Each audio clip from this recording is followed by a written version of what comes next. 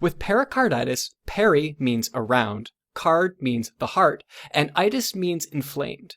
So pericarditis means the pericardial layer of tissue that covers the heart has inflammation.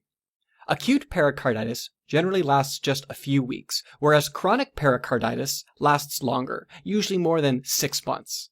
People who develop pericarditis are also at risk of developing a pericardial effusion. That's when the inflammation causes fluid to accumulate around the heart. The pericardium is a pouch or cavity that the heart sits inside of. The outer layer of this pouch is the fibrous pericardium, and it helps keep the heart in place within the chest cavity. The inner layer of the pouch is the serous pericardium, and that includes the pericardial cavity, and it's filled with a small amount of fluid that lets the heart slip around as it beats. The cells of the serous pericardium secrete and reabsorb this fluid, so usually there's no more than 50 milliliters of fluid in the pericardial cavity at one time. That's about as much as a shot glass. Now, the cause of acute pericarditis is usually idiopathic, meaning we don't know what causes it. When the cause is identified, it's usually a viral infection, like Coxsackie B virus. Another cause is Dressler's syndrome, which occurs several weeks after a myocardial infarction or heart attack. Basically, when heart cells die in a myocardial infarction, it leads to massive inflammation that also involves the serous pericardium. Another cause of pericarditis, called uremic pericarditis, is when blood levels of urea, a nitrogen waste product, get really high, usually due to kidney problems. The high levels of urea irritate the serous pericardium, making it secrete a thick pericardial fluid that's full of fibrin strands and white blood cells. This gives the wall of the serous pericardium a buttered bread appearance.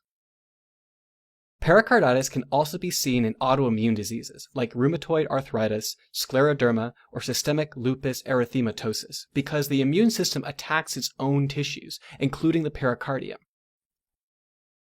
Other causes of pericarditis include cancer, radiation therapy in the chest, and even medications like penicillin and certain anticonvulsants. Regardless of the cause, inflammation in the pericardium means that fluid as well as immune cells start moving from tiny blood vessels in the fibrous and serous pericardium into the tissues or interstitium of those layers, making the layer itself a bit thicker and more boggy. Think of how a piece of dry flat pasta gets cooked and thickens up as it soaks up fluid. Now, a pericardial effusion can also develop. That's when pericardial fluid begins to pool in the pericardial space because the serous pericardium cannot remove it as quickly as it comes in. If a lot of fluid starts to collect in the pericardial space, in other words, if that pericardial effusion gets really big, then it starts putting pressure on the heart itself, preventing it from fully stretching out or relaxing between contractions. This can lead to tamponade physiology, which is where the cardiac chambers can't fill with blood properly, causing a decrease in cardiac output, which can be a medical emergency. When the inflammation persists for weeks to months, the process is called chronic pericarditis. In chronic pericarditis, immune cells initiate fibrosis of the serous pericardium, which can produce an inelastic shell around the heart, making it hard for the ventricles to expand. It's like the heart is wrapped by a boa constrictor. Over time, it becomes harder for the heart to relax or expand, and the stroke volume, the amount of blood the heart squirts out with each heartbeat, goes down, and to compensate, the heart rate goes up. This is similar to tamponade physiology, but happens more gradually and is a result of a change in the composition of the serous pericardium rather than a fluid collection around the serous pericardium.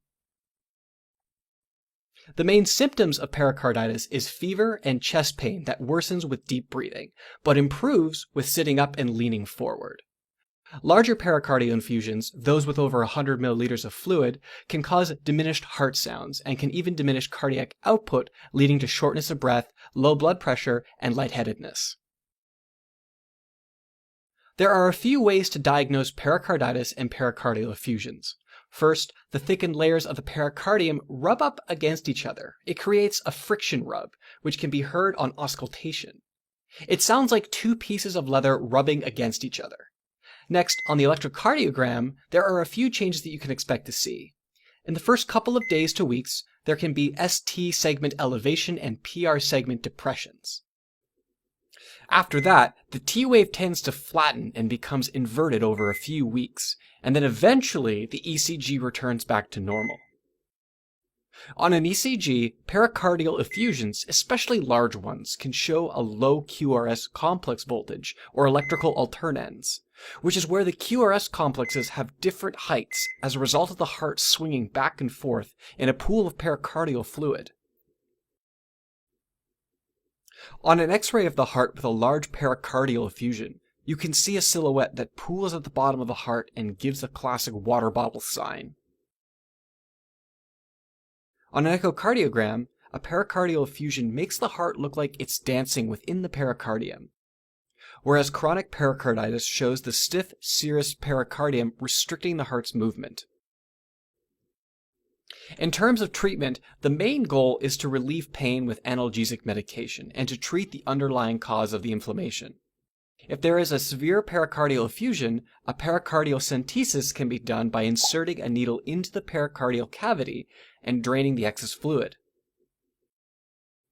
Okay, let's recap. Acute pericarditis is usually caused by idiopathic causes, but can be caused by viruses or after a myocardial infarction. It usually results in a friction rub, as well as ECG changes like ST elevation, a PR depression, followed by T wave flattening and inversion. Pericardial effusions typically lead to low QRS voltages or electrical alternans, and can be seen on an echocardiograph. Chronic pericarditis typically results from fibrin deposits in the serous pericardium and prevents the heart from fully relaxing. Thanks for watching. If you're interested in a deeper dive on this topic, take a look at osmosis.org, where we have flashcards, questions, and other awesome tools to help you learn medicine. Otherwise, you can always support us by donating on Patreon, subscribing to our channel, or following us on social media.